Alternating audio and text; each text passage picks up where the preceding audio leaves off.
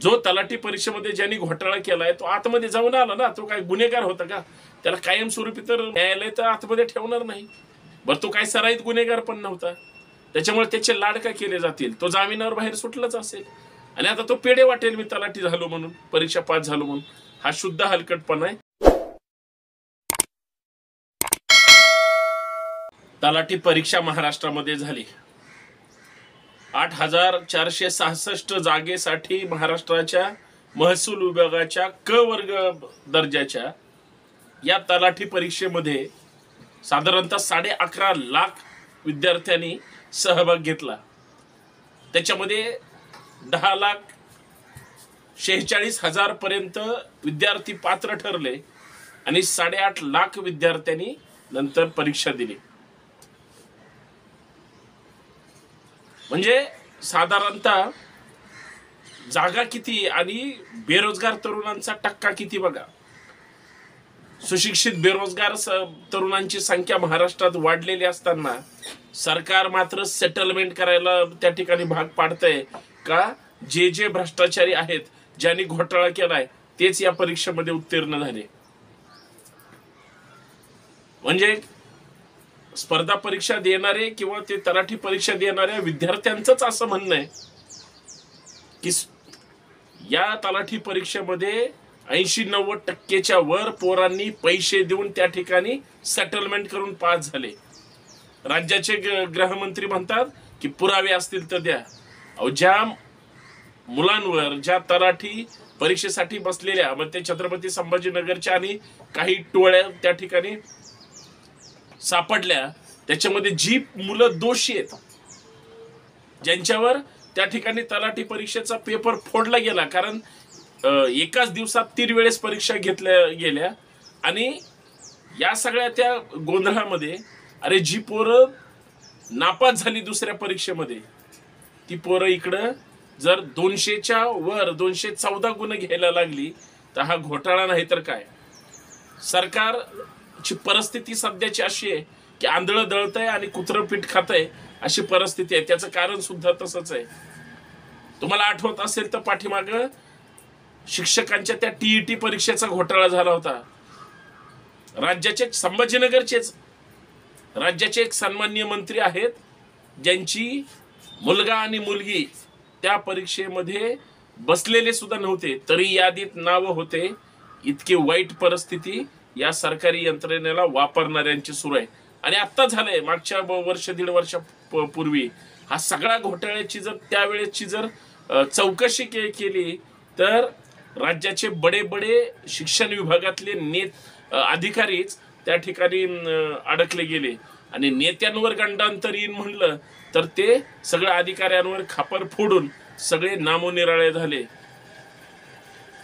जर साध्या तलाठी क वर्ग पदाच्या परीक्षेसाठी 11.5 लाख मुलं जर परीक्षा देत असतील आणि 2023ची ती परीक्षा होती आणि त्याच्यात जर इतका वेळ काढूपणा करून, इतका घोटाळा करून जर 30-30 लाख रुपये त्याचा रेट ठरलेला असेल, हे मी नाही म्हणत, आज माध्यमांवर सगळी मुलं ओरडतायत. बरं, ज्या मुलांची पात्रता 0 आहे, म्हणजे ज्या मुलांनी तलाठीची परीक्षा दिली तशीच अजून वेगळ्या विभागाची परीक्षा दिली, अहो तिथे ह्यांना 45 आणि 50-55 मार्क सुद्धा पडत नाहीत. म्हणजे त्यांची पात्रता बघा. म्हणजे जे याच्या अगोदर नापास झालेत, इकडं मात्र 214 घेतलेत.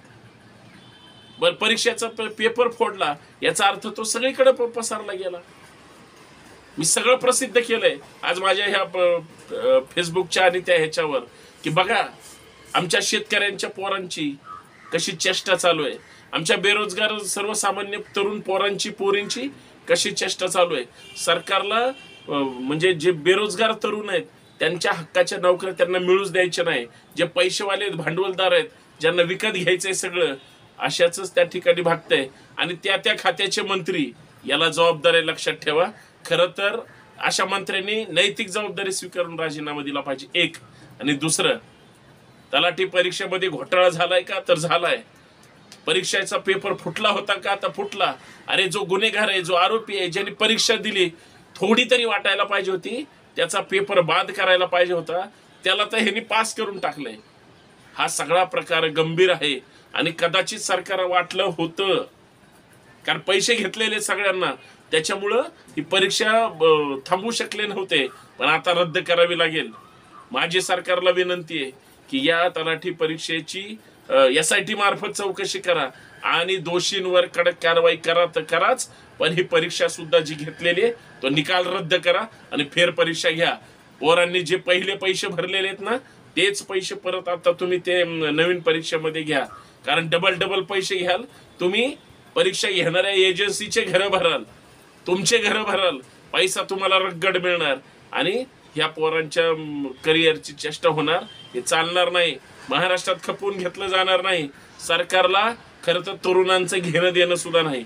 सरकारला तरुणांच्या हिताचे निर्णय घ्यायचे नाहीत. सरकारला महाराष्ट्राच्या हिताचे निर्णय घ्यायचे नाहीत. त्यांना फक्त ह्या सगळ्या गोष्टीचा फुटबॉल करायचा आहे आणि स्वतःला सोयीनं जे वाटेल ते करायचंय. सरकारची नैतिक जबाबदारी होती. सरकारनं जबाबदारीनं या सगळ्या प्रकरणाची चौकशी करायची सोडून ती परीक्षेचा निकाल लावलाच कसं काय?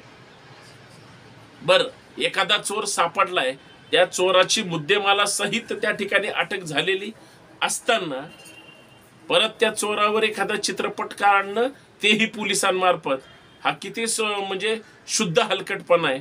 या सगळ्याच्या विरोधात आता कुणी बोलणार आहे की नाही? म्हणून संभाजी ब्रिगेडच्या वतीनं मी या माध्यमातून स्पष्ट विनंती करतो माननीय मुख्यमंत्री महोदय, माननीय उपमुख्यमंत्री महोदयांना, कुठल्याही गुन्हेगारांना सरकारने पाठीशी घालू नये. आणि जर दोषी असतील मग मंत्रालयाच्या आसपासचे असतील किंवा तुमच्या सगळ्या प्रशासकीय सिस्टीम मधले असतील, पुढारी असतील, नेते असतील किंवा हे परीक्षा देणारे मुलं असतील, जे दोषी असतील त्यांचं पितळ उघडं पडलं पाहिजे. त्यांच्यावर कायदेशीर कारवाई झाली पाहिजे आणि सगळ्यात महत्त्वाचं, गुन्हेगारांना शासन झालं पाहिजे आणि सर्वसामान्यांना न्याय मिळाला पाहिजे. जर चांगल्या पोरांना नोकऱ्या नाही मिळाल्या तर ही चोरच परत सेवेमध्ये जातील. घाणेरडी परिस्थिती आम्हाला महाराष्ट्रात नकोय आणि आम्ही ती सहन सुद्धा करणार नाही.